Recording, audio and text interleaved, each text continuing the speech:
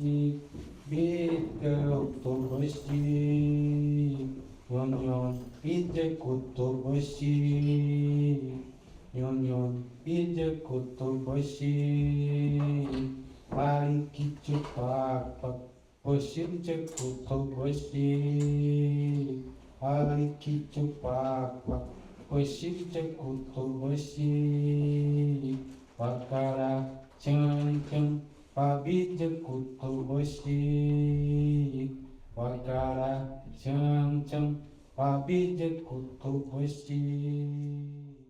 I was in show in Santorin, in Copalag Textile, Belfast, go London, Sao Paulo, Iceland, agus in New Textile, Billiam, an Amazon, Iceland Fosta, Gigi Santorin, agus Bimjig Stapping Shaw Harry, Sean Tree, La doing Textile, agus Wajina Mark, Bimjig Goller and Blad, go Orishimina, Bully Lesna, Bonduisi, agus na Groupian Shan. I take trades in Aiden's Christian Templeacta, August in Circle Red TV2. And Owen Shaw, a Jack the Killer, Owen Hamilton.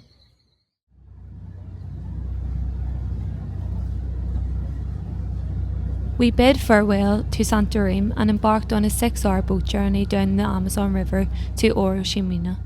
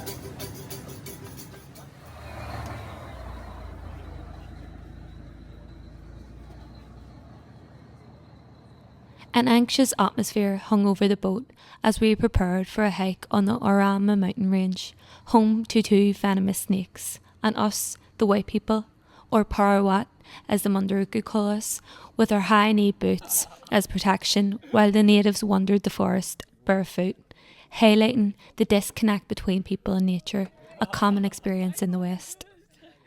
As Diana, a Colombian woman in our group, said, "It is a white man's thing to fear nature. It is colonial."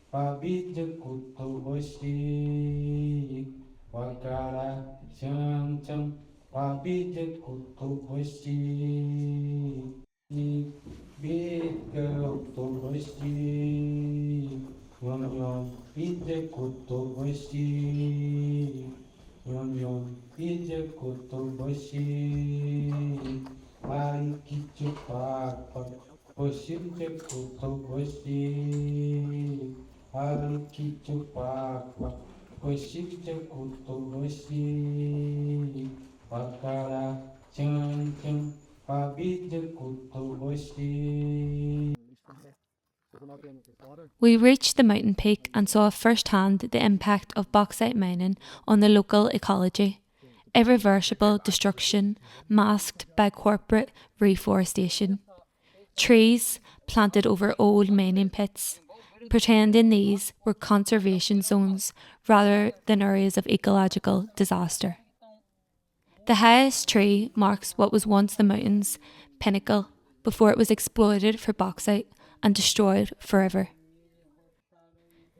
This is the result of just 4 years of bauxite mining, when Bolsonaro took advantage of the COVID-19 pandemic to extract from the land unbeknownst to the people who would be affected by it as they isolated in their homes.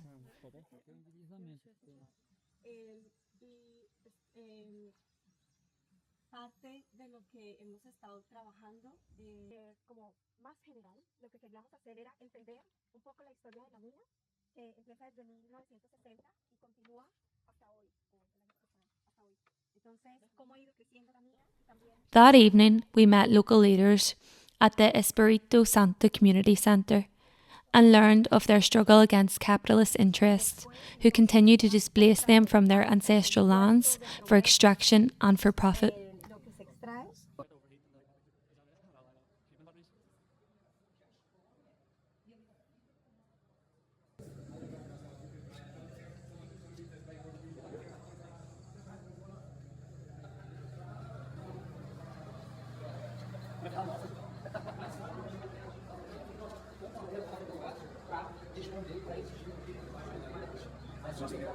We shared experiences and discussed solidarity strategies before closing the meeting with a gift from the Save Our Spurns campaign group, fighting the same bauxite mining companies in Ireland, and a gift from Guardian and Football, a pioneering urban community garden leading the way for land reclamation, rewilding initiatives and food sovereignty in Belfast.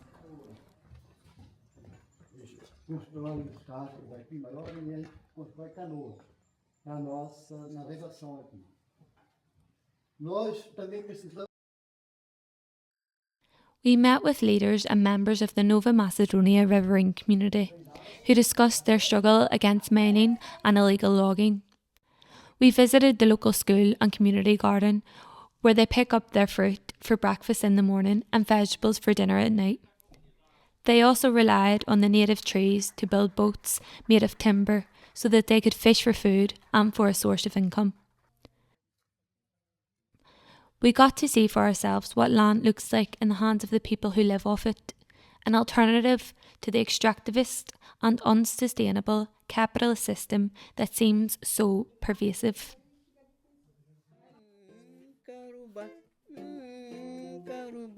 Iba sakti chao, karuba, iba sakti chao, karuba, iba ma iba judip, karuba, iba ma iba judip, karuba, jet chobe iba kengip, karuba.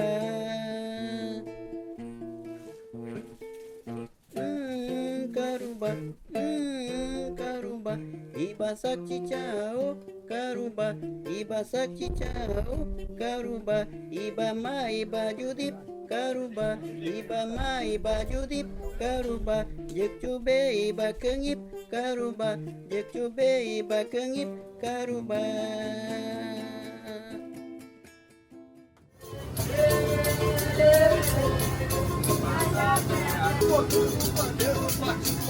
Eu te agradeço, a gente a gente que eu mereço. Tudo pra eu, meu brother, a você eu não esqueço. A gente que eu mereço. Minha barba com mulher, minha amiga desde berço.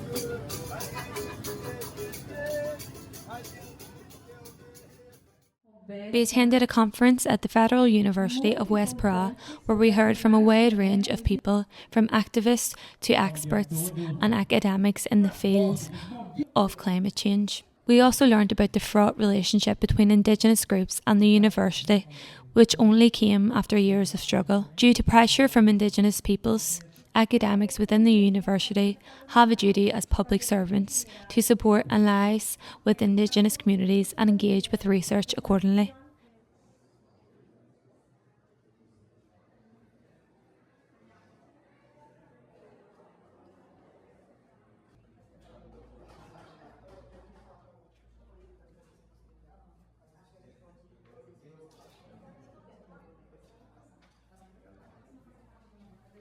We spent another day on the river travelling from Santorim to Aitaituba to meet with the Munduruku community. You could feel the tension when we arrived off the boat as local miners who have been in a bitter conflict with the Munduruku waited on their boats nearby.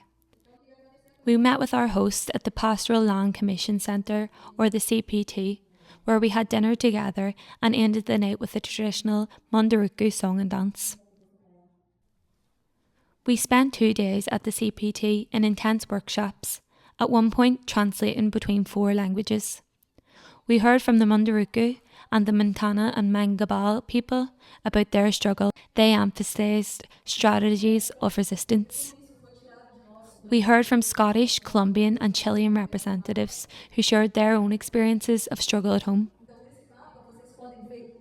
We also had the opportunity to introduce ourselves and share a presentation about our own struggle against colonialism in Ireland. We felt that these 3 images were enough to tell the tale. A map of Ireland showing the Irish language decline, most notably since the Great Hunger. Blanket men learning Irish on the only corner of their prison cell, not covered in excrement. And in Lajarg 2022, when over 20,000 young Irish speakers occupied the streets of Belfast, demanding language rights now.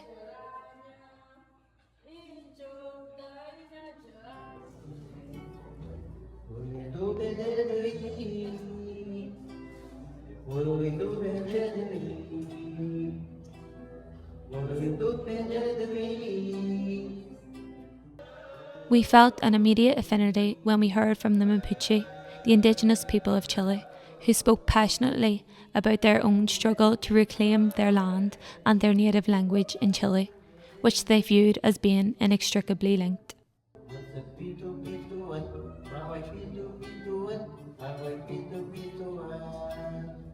It was clear that Ireland's story had an effect on the rest of the delegation, as one person said that they felt a shift in the energy in the room when we began to talk. The Mapuche were especially interested to hear from us, and so conversations about language and land reclamation continue beyond the trip. The workshops ended abruptly when we learned the government was trying to amend the constitution to evict indigenous people for mining and capitalist gain.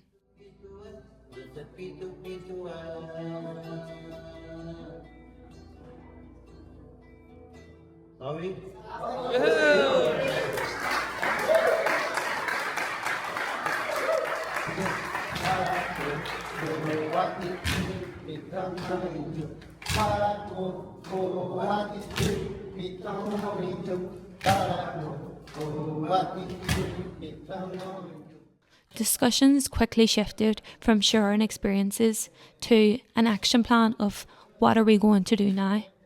The Munduruku began planning to blockade the Amazon's main highway, stopping trucks carrying extracted minerals as a protest against state violence. Because of the 2 days spent with the Munduruku, meeting with them and building relationships with them, they invited us to visit their aldea, something we hadn't planned or arranged prior to the trip, to see their home for ourselves, the place where they live, where their children are growing up, and the place that they dedicate their lives to the event. As we journeyed through the Amazon, we had the chance to see the landscape reclaimed by the Munduruku after 20 years of struggle, an area roughly 3 times the size of Ireland.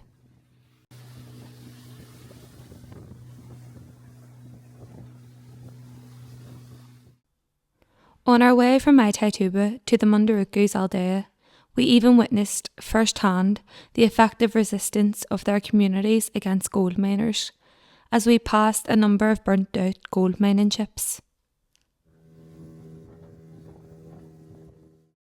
We travelled to the aldea and Medio Tapajós, the home of the Munduruku, and the most remote place we visited on the trip. When we arrived at the aldea, we were greeted with immense care and hospitality. We were given food, a place to sleep, and a traditional ceremony was held to express solidarity and friendship with us. We had the opportunity to learn about the history of the Munduruku, particularly the leadership of women in their movement, as well as their youth movement, the Audiovisual Collective, which records and reports on their struggle.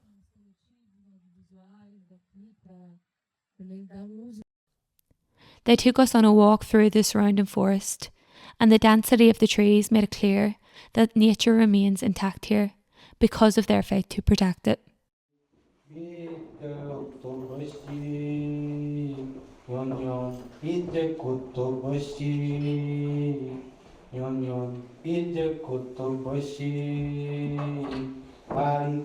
To express our gratitude for their hospitality and for the vital work they do fighting for the climate on behalf of all of us, we presented them with a small gift from Guardian and Football, the last spoon from our native tree with Owen writing on it. Here's Owen O'Connell giving words of thanks. First of all, I'd like to thank you all from the bottom of my heart for being so welcoming and trusting as you invite us to this beautiful Aldea. A truly special place and probably the best place I'll ever be in my lifetime. I spoke a little earlier in the Pastoral Land Commission about my story. The fact is that I'm a youth worker before political activist, and it is through that work that radicalised me. To see the state disregard our children and their way of life as Irish speakers empowered me to resist in what ways were possible to us. One thing I noticed that came up time and time again, which stuck out to me as I listened to the various leaders and speakers of the Munduruku people, was that the reason you resist is to ensure this way of living for the future generations to come, to ensure your children have the blessed opportunity to live as you live, or even better yet again. Well, this struck home for me, but even more so now I have had the amazing opportunity to not only experience this way of living for a day, but to also meet the happy, special children of the Sode Moiba. The sheer happiness they have in this way of life, I completely understand. Your children and future generations are entitled to live with the land, and that is theirs. To live in peace as things should be, and no doubt their happiness is the strongest fuel for any resistance. It is clear that global capital, the state, and those who exploit the land wish to see you move to the city, to abandon this way of life. They wish to rob these amazing children of this opportunity. But from my experience over the last few days, one thing is clear to me. This will never happen. Not while they have the brave, resilient parents and relatives to combat this by any means necessary. Because of all this, we have here a gift from Ireland to Wasiki Wires of the Sode Moiba, a spoon carved from an old willow tree which grew on our land, which the state cut down. We feel this resonates with your cause and was the right use of the wood. On the side, Sode Moiba is engraved in the ancient Irish writing style of Owen to signify the importance of language and culture and how it connects with the land. With this, I also leave you with a quote which I believe rings true to your struggle, a quote from an Irish revolutionary and poet named Bobby Sands, who gave his life on hunger strike in prison for the rights of our people. Our revenge will be the laughter of our children.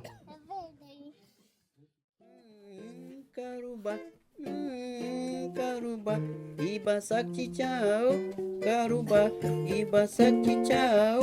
Karuba, iba ma iba judip. Karuba, iba ma iba judip. Karuba, jek chobe iba kengip. Karuba.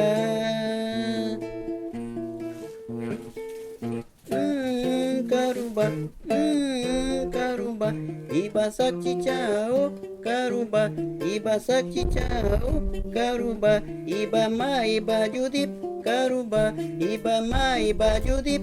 Karuba, jek chobe iba kengip. Karuba, jek chobe iba kengip. Karuba.